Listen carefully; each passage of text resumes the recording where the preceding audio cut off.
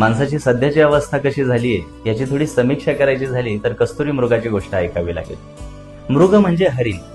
हरणाच्या नाभीमध्ये असलेल्या कस्तुरीच्या सुगंधानं स्वतः हरिणच कासावीस होत असतं.